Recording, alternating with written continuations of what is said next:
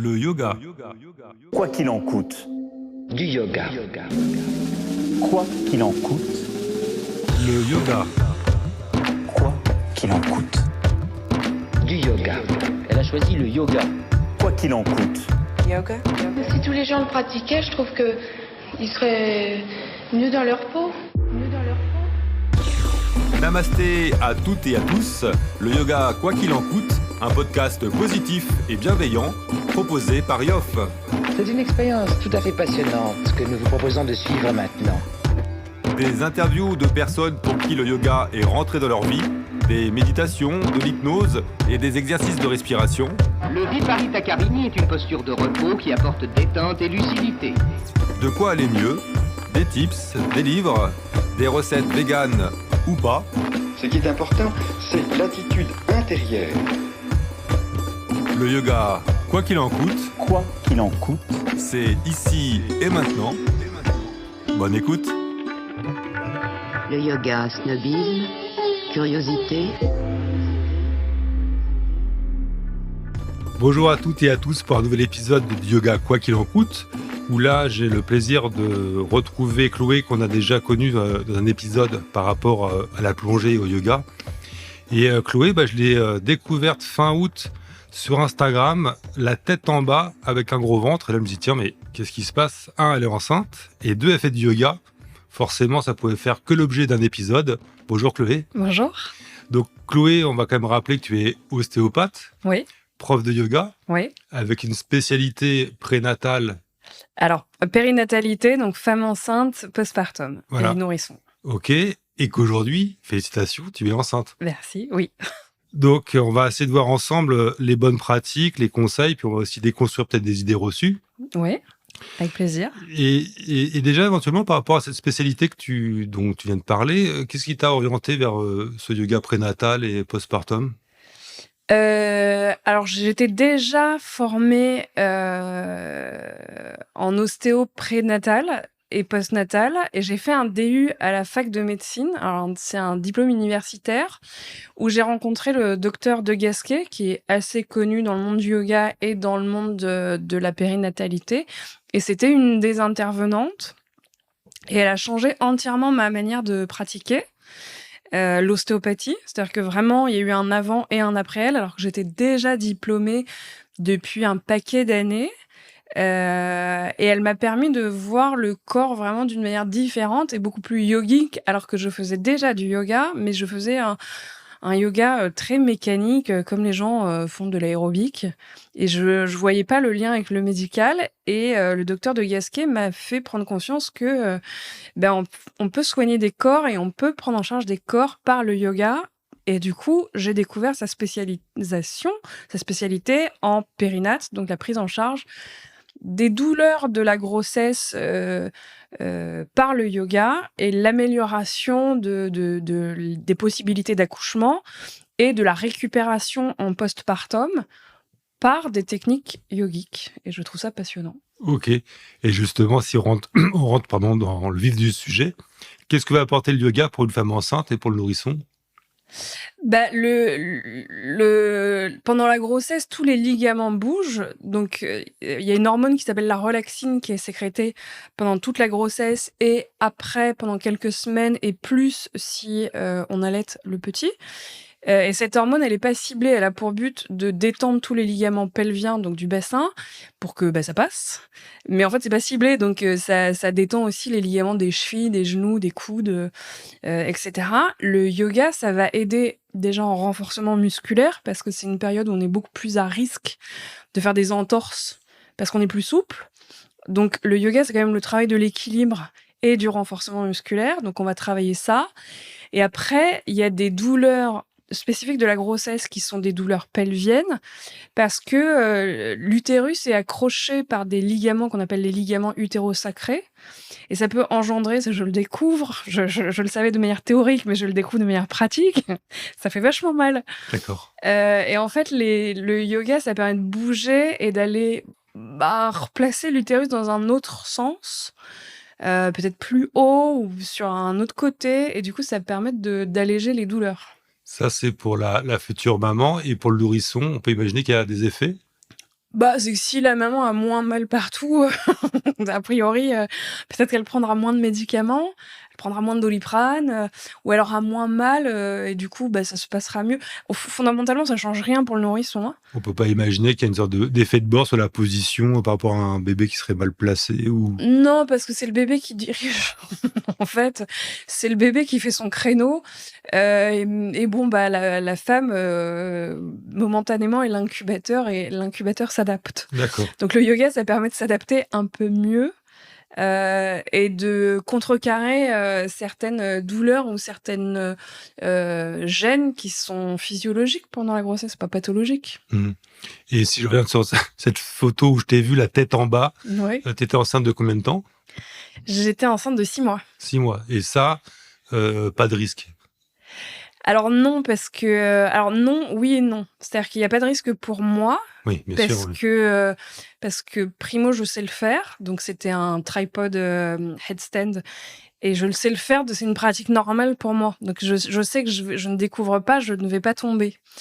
Donc il y a pas de risque. Le yoga, il y a des écoles qui vont interdire le yoga aux femmes enceintes, comme il y a des écoles qui vont interdire le yoga aux femmes qui ont leurs règles. Et en fait, c'est plus ou moins empirique, et c'est surtout des profs qui peut-être ont peur de prendre en charge ces femmes-là. Mmh. Les femmes enceintes, il n'y a pas de contre-indication, à part quand il y a une stricte contre-indication médicale au mouvement. Mais c'est pas le yoga spécifiquement. Dans ce cas-là, la femme enceinte va être alitée. Donc il y a des problèmes, de col qui sont pas fermés. Donc dans ce cas-là, bah, on évite de bouger. Du coup, on évite de faire une vraie séance de yoga. Mais par exemple, on peut faire des postures on peut faire quelques étirements de yoga dans son lit. Mmh. Si on enlève le changement de position, le yoga dans son lit n'est pas un problème. Après, il peut y avoir des problèmes, de tension artérielle qui peut-être gênent la pratique sportive, mais ça va être la pratique sportive. Mais en tout cas, il n'y a aucune contre-indication à aucune posture de yoga. La seule contre-indication, c'est si vous le sentez pas, vous le faites pas. Ouais.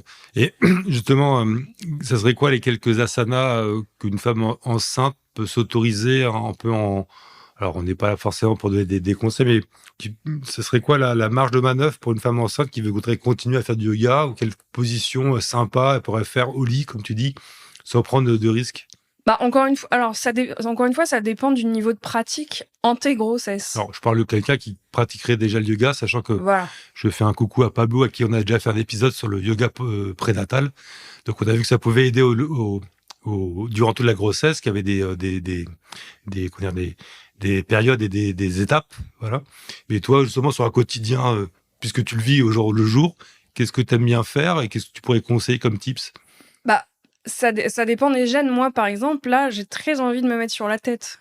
C'est D'accord. pour ça que je le fais. C'est parce que ça me fait vachement de bien de pouvoir relever. Enfin, avec la gravité, il y a mon utérus qui part dans l'autre sens. Mmh. Et du coup, comme j'ai plein de douleurs dans les aines, eh ben, ça soulage les douleurs dans les aines, parce que d'un coup, bah, ma fille, elle est vachement plus haute Et et qu'elle appuie pas dessus. il n'y a pas d'autres asanas moins compliqués pour avoir ce soulagement?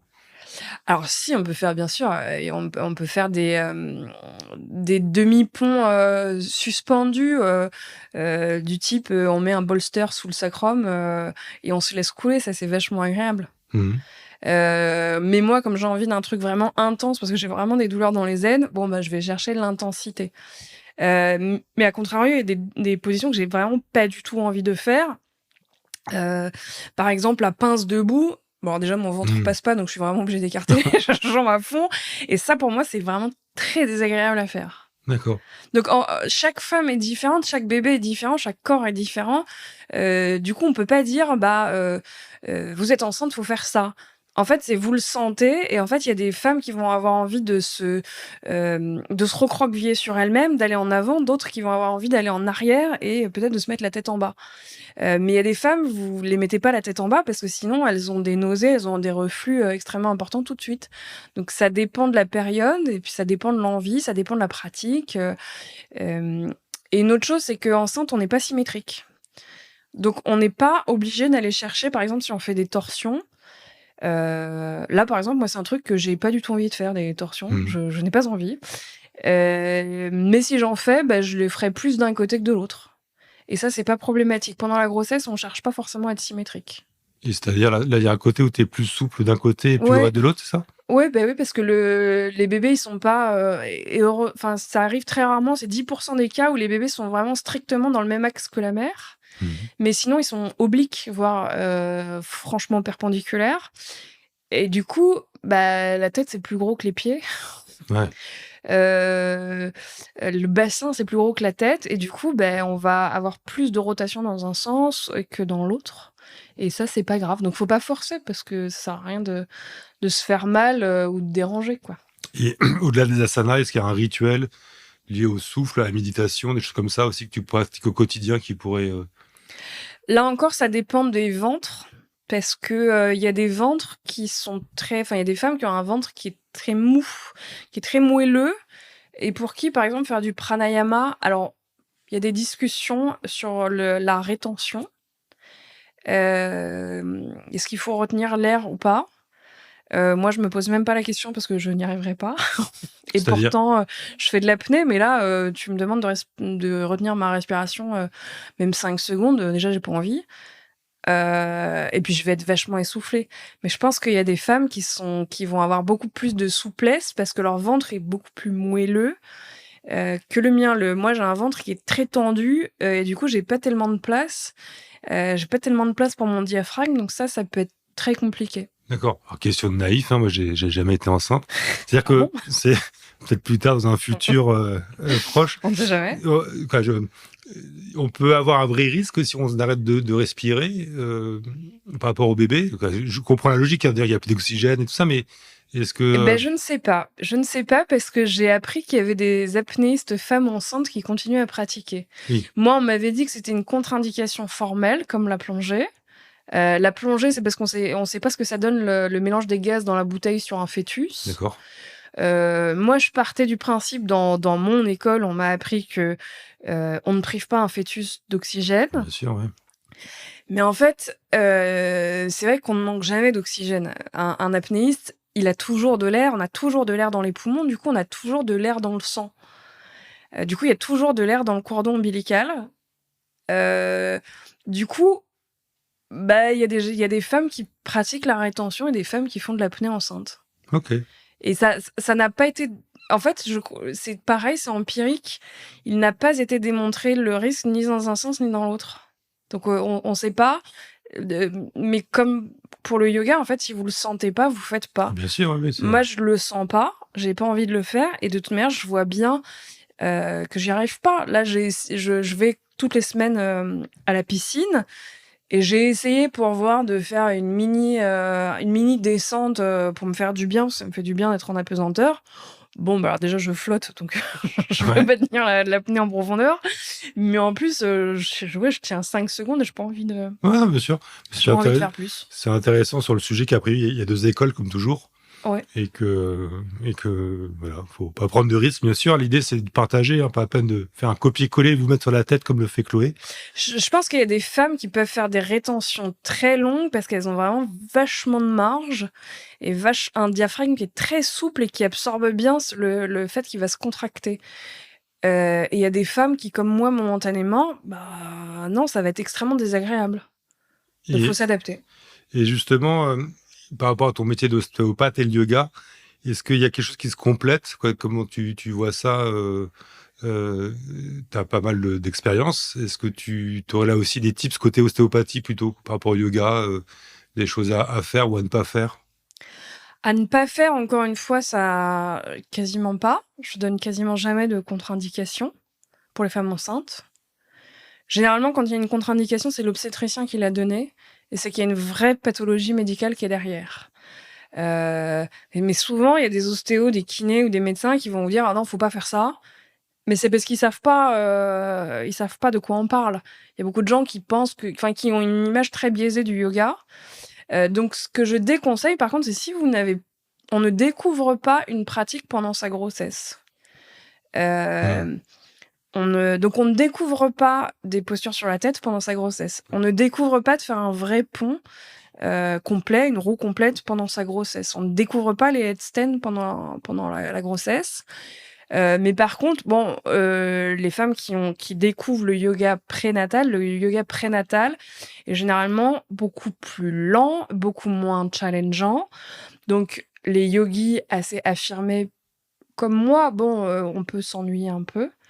Mais des fois, on a envie. Hein. Moi, des fois, je vais dans un cours de prénatal vachement plus lent. Bah, de toute façon, j'ai pas envie d'accélérer. Il peut, c'est aussi le moment de prendre du temps, non? Et c'est ça, Ouais. c'est pour ça que. Mais il y a des phases où on va être vraiment en pleine forme, et puis des phases où on a juste envie de larver sur son canapé. Donc déjà, ça faut se respecter. On a le droit de larver sur son canapé. Et c'est normal. Et c'est normal. Mais de temps en temps, si on larve trop sur son canapé, on risque de se faire mal. Parce que justement, on est devenu un spaghetti et que les ligaments vont pas suivre. Donc là, il faut se forcer à faire un truc, mais tout doux. Donc moi qui ai plutôt l'habitude du vinyasa et de l'ashtanga, ben, je vais aller faire un truc vachement plus hatha. Et puis, je vais faire que la moitié des postures. Et puis, peut-être que je vais en faire que 20 minutes, voire peut-être que je vais en faire que 3 minutes. Et ben, c'est déjà pas mal. Et puis, on verra le lendemain. Et si je reviens justement sur la partie respiration, parce que dans l'épisode que vous avez fait ensemble, c'est ce qu'on avait vu, c'était par rapport à l'apnée, la plongée, le bénéfice du yoga et de la respiration. Ouais. En tant que femme enceinte, est-ce que là aussi il y a alors on a bien compris, pas forcément couper sa respiration, mais est-ce qu'il y a des exercices de respiration parce que c'est aussi ta spécialité, la posture. Est-ce qu'il y a des postures plus respiration à favoriser ou à prendre le temps pour alors se recentrer, ou je sais pas comment le formuler, mais Bah ça, on peut faire un travail en amont de posture et de respiration avec l'aide du périnée. ok. Ça, c'est toute la méthode de Gasquet qui s'appelle apport. Alors, je l'ai après 10 millions de fois, j'ai oublié ce que veut dire apport. Mais c'est posturo-respiration. Mais le A, j'ai oublié. Et en gros, c'est des techniques d'auto-grandissement où on va aller se mettre en rétroversion du bassin à fond. Alors moi, j'ajoute toujours rétroversion de la tête. Et on va aller essayer de se grandir sur l'expiration. Donc à l'expiration, on ramène son coccyx vers l'avant, on rentre un peu son menton, on s'agrandit et on souffle à fond. Et ça engage primo le périnée, deuxio les abdos. Et ça, c'est plutôt une bonne pratique parce que de travailler son périnée pendant la grossesse, c'est une bonne chose. Moi, je préfère qu'on le travaille comme ça plutôt qu'on aille l'étirer chez une sage-femme ou un kiné parce que ça, je suis quand même assez contre. Donc, je préfère qu'on aille travailler son muscle pour qu'il apprenne à se détendre. Et ça va faire partie de la rééducation postpartum. Et ça, c'est pareil, c'est une découverte assez récente, mais avant, on demandait aux femmes de rien faire pendant 6, 8, 10, 12 semaines. Et on a totalement changé. En fait, la rééducation postpartum, on peut la faire dès la maternité. C'est-à-dire que vous pouvez la faire à 2 heures après. Ça, j'ai des patientes qui font ça. Et les résultats, ils sont pas petits. Et ça, c'est des techniques de pranayama. Donc, c'est exactement ça. C'est d'apprendre à rétroverser au max en soufflant, en expirant. Il y a une sorte de livre, un bouquin, une vidéo, un nom qui oui, pourrait conseiller. Il y a un livre donc, que j'ai là derrière mon bureau qui s'appelle Mon corps après bébé, tout se joue dans les 6 semaines. Donc c'est un livre grand public et ça c'est le livre de référence de la rééducation postpartum. Et c'est encore une fois le docteur de Gasquet qui a écrit ça. Et du coup c'est une base yogique. Et tu l'avais acheté avant d'être enceinte ou tu l'as acheté parce que tu es enceinte ou c'est des conseils que tu donnais avant? Non, j'ai toute la bibliographie de l'Institut de Gasquet. D'accord. Oui, effectivement, j'avais vu quelques livres d'ailleurs, mais oui, d'accord. Oui. Est-ce qu'il y en a qu'un qui est dédicacé? Non. Alors pourtant je l'ai vu souvent, mais non, j'en ai pas qui sont dédicacés, mais je les ai tous lus parce que la puissance absolue du gainage, c'est celui qui l'a fait, quoi. Elle a été connue depuis les années 80, mais c'est vrai que c'est avec Teddy Riner, ok, celui qui avait fait un peu. C'est le nouveau programme de formation de l'INSEP. Ok. Et du coup, qu'est-ce que je disais? Non, c'est des livres que j'ai lus il y a très longtemps, que je conseille à toutes les patientes, et c'est ça qui m'a amenée à vraiment avoir une pratique ostéo qui est en vérité basée sur le yoga. Ok. Je vois un livre, les fascias. C'est un truc qui m'intrigue, ça. Les fascias. Justement, tu as le doigt dessus. Les fascias avec l'accouchement, femme enceinte, c'est un rôle ou pas? Parce que c'est quelque chose aussi, on en parle de plus en plus depuis, ouais, je sais pas, 5-6 ans. Ça a forcément un rôle. Non, tu peux dire non, c'est pas moi. Mais c'est pas spécifique. C'est pas spécifique. D'accord, il n'y a pas Non. des tips ou des choses à faire de manière particulière. Bah, on peut faire du yin. Le yin, c'est la détente et la mobilisation des fascias. Donc ça, on peut toujours faire du yin. C'est toujours une bonne idée. Mais c'est toujours une bonne idée si on fait du yang en même temps. On ne fait pas que du yin. Ok. Et justement, ça serait quoi les mythes ou les idées reçues sur la grossesse et le yoga que tu voudrais Et ben justement, déconstruire? qu'on ne pourrait pas en faire. Il y a encore plein de gens qui pensent que on peut pas faire d'activité physique quand on est enceinte, et c'est faux. C'est de plus en plus démontré, puisque de toute façon, on l'a vu l'année dernière au JO. Il y avait des sportives enceintes et on en voit de plus en plus. Je crois qu'il y avait une escrimeuse qui était enceinte de beaucoup, hein, quand même, de 5 mois, un truc comme ça. Il y avait une tireuse qui était enceinte de 7 mois. Il y a régulièrement, on voit des coureuses de sprint. Ah bon? Ouais. Ouais, qui sont enceintes. Et il y en avait un petit nombre. Et c'est très bien qu'elles sortent du placard. Et c'est surtout qu'on les laisse tranquilles parce qu'elles se prennent un bashing qui est terrible. Alors que si vous avez cette pratique et si vous le sentez, ben, vous pouvez avoir des perfs pas possibles. Ok.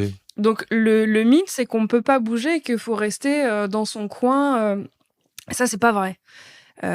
À modulo pathologie, bien sûr, oui, pathologie médicale, mais s'il n'y a pas de pathologie, mais c'est au contraire, sortez de chez vous et allez faire quelque chose, parce qu'on se démuscle très rapidement et on se démuscle encore plus quand on est enceinte. Donc il faut travailler.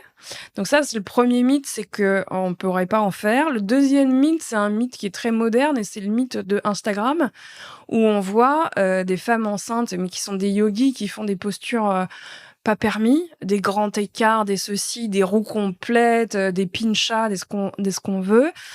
Sauf que ce qu'on oublie, c'est que ces femmes-là, généralement, c'est des anciennes gymnastes ou des anciennes danseuses classiques qui ont un corps qui est pas possible.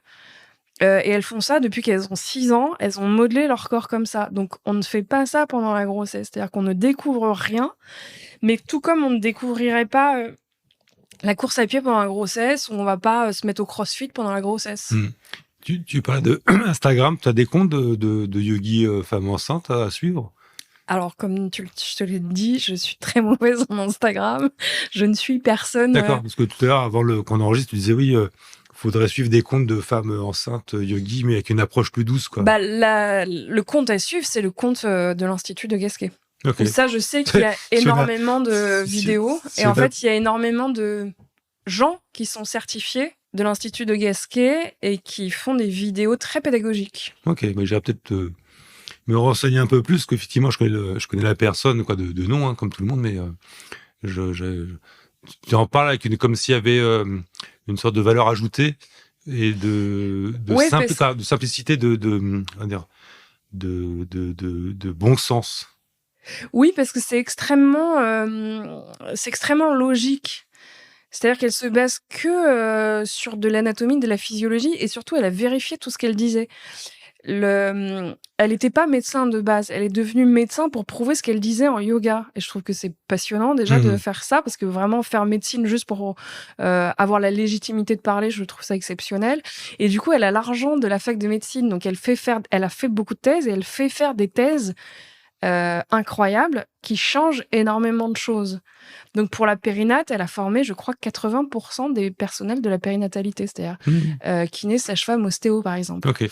Il y a 80% des maternités publiques, je crois, qui sont équipées par du matériel qui sort on dit quoi, R&D de l'Institut de Gasquet. D'accord. Donc c'est pas petit, l'Institut de Gasquet. Et si jamais vous voulez connaître plus son parcours en tant que femme, il y a l'épisode donc c'est Génération du It Yourself qui dure au moins 2 heures, 2 heures et demie.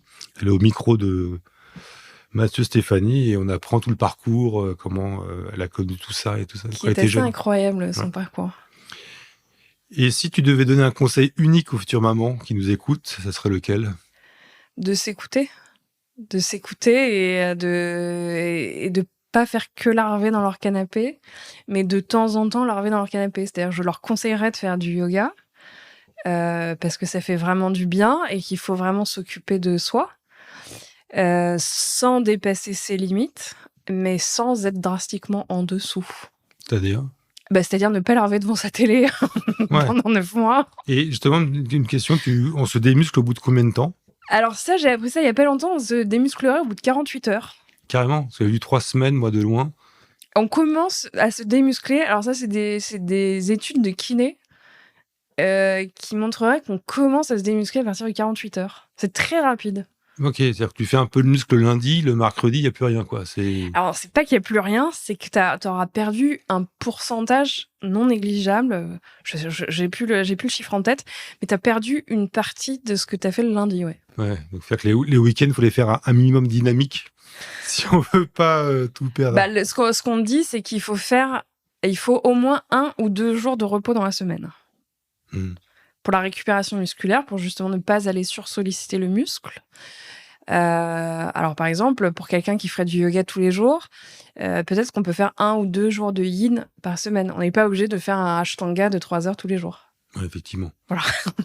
Écoute, merci beaucoup, Chloé, pour ce témoignage et ces tips. Je te souhaite bonne continuation et que tu feras du yoga au bout de combien de temps, tu penses, après l'accouchement? Moi, je compte commencer tout de suite. Enfin, je compte faire ma rééducation sur la table. D'accord. C'est les respirations profondes. Donc, ça serait c'est des types de Naoli. Ouais. Le but du jeu, c'est de le commencer tout de suite quand on est full hormones. Tu penses sincèrement qu'avec la magie de l'événement, tu vas te dire, tiens, faut que je pense à mon... Alors oui, parce que je suis vraiment obnubilée par ça, parce que je vois énormément de dégâts sur mes patientes qui n'ont rien fait, qui ont malheureusement un corps qui n'est pas... qui a pu s'abîmer. Un corps, ça peut s'abîmer par la grossesse. Et de toute manière, un corps, en général, si on s'en occupe pas, il dégénère. Et je vois aussi des patientes qui sont formées en yoga, qui ont lu les livres de Gasquet et qui ont commencé réellement au bout de 2 heures après. Et kiné, sage-femme, ostéo, on n'a plus rien à faire après. Hein. Et non, ça c'est... Donc c'est pas mal. Vous savez ce qu'il vous reste à faire quelques heures et quelques minutes après l'accouchement? On peut s'accorder 2 heures. Ouais, c'est ça. Je pense que ça dépend aussi de à quelle heure on a accouché. Oui, si c'est à 4 heures du matin, je pense qu'on va du travail avant, ouais, c'est sûr. Voilà, c'est pareil, si ça a duré 55 heures, on peut se permettre d'attendre. Mais il faut surtout pas attendre 6, 8, 10, 12 semaines. Okay. C'est quelques jours. Bon, ça c'est mais la méthode. Faites-le. C'est la méthode Chloé. C'est la méthode de Gasquet, mais du coup, je le hurle sur les toits. Je n'ai malheureusement pas de royalties là-dessus. Mais je vois bien les résultats sur les patientes et ça vaut le coup parce que des éventrations postpartum, ça existe, des hernies inguinales. Alors, c'est quoi une éventration? Une éventration, c'est que postpartum. Pendant la grossesse, les abdos se séparent de 15 cm. Ouais. Donc les grands droits se séparent de 15 cm. Ça, c'est chez tout le monde. Enfin, c'est chez toutes les femmes.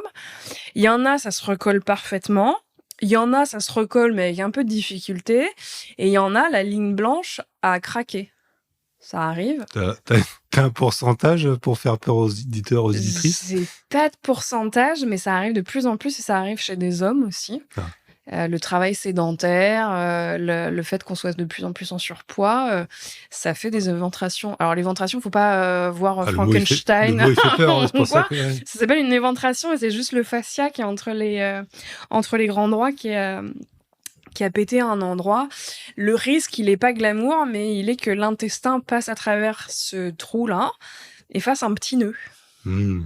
Et ça fait une nécrose de l'intestin, ça c'est une urgence. Et du coup, le fait d'apprendre à faire du gainage en rétroversion, en autograndissement, ça permet de recoller plus facilement et ça permet d'éviter ce genre de choses. Mais c'est la même chose que les hernies ombilicales ou les hernies inguinales. Si tu veux développer. Les hernies, c'est que c'est passé dans un trou. Donc la hernie ombilicale, c'est que ça a créé un trou par le nombril. Donc il y a un bout de l'intestin qui passe par le nombril. Alors ça ne sort pas, ça n'est pas. Encore une fois, on n'est pas dans Alien. Hein. Donc c'est juste qu'on va avoir un nombril très proéminent, les gens vont voir une bosse, et ça peut sortir par les aines, donc c'est ce qu'on appelle une hernie inguinale. Et ça, c'est une faiblesse dans la paroi des abdos. Alors ces choses-là, ça peut être inné ou acquis. Donc il y a des petits-enfants qui naissent avec ça, il y a des petits bébés, on le voit à la maternité, il y a des enfants, et après il y a de l'acquis, par de la mauvaise posture ou une grossesse ou quelqu'un qui aurait pris énormément de poids d'un coup et qui aurait perdu ce poids-là. Donc forcément, une grossesse, tu perds une masse non négligeable en très peu de temps. Et du coup, si tu as pas bien si tu reprends pas bien le fonctionnement de tes abdos et de ton périnée, ça peut mal se passer. Donc encore une fois, faut le faire. C'est pas une option. C'est pas une option. Il faut le faire. Et moi, j'encourage la population en entier à faire ce travail-là. Les hommes inclus, ou les femmes qui n'ont pas d'enfants, qui veulent pas d'enfants inclus. Faut prendre soin de soi. Et c'est forcément amplifié par la grossesse. Ok, merci pour ces 2 précisions. Mario, welcome. Non, écoute, c'est important, c'est de pouvoir partager ton vécu, surtout que voilà, t'es des 2 côtés, professionnels et actuellement enceinte. Donc, et ça change vachement de choses. C'est-à-dire que j'ai appris vachement de choses dans les livres. Ouais, et là je le vis, et là, la théorie c'est une chose, la pratique c'est une autre chose. Et puis surtout après tout ce qui va se passer après la naissance. Ça va être un autre sujet. Ça va être que du bonheur. Voilà. Un peu moins de sommeil, mais... au début. Merci beaucoup. Avec plaisir. Et à bientôt. Au revoir. Au revoir. Et voilà, le yoga quoi qu'il en coûte, c'est terminé. J'espère que cet épisode vous a plu. Vous pouvez nous laisser un commentaire ou un avis sur Apple Podcast ou Google Podcast. Ça nous fera plaisir. À très bientôt.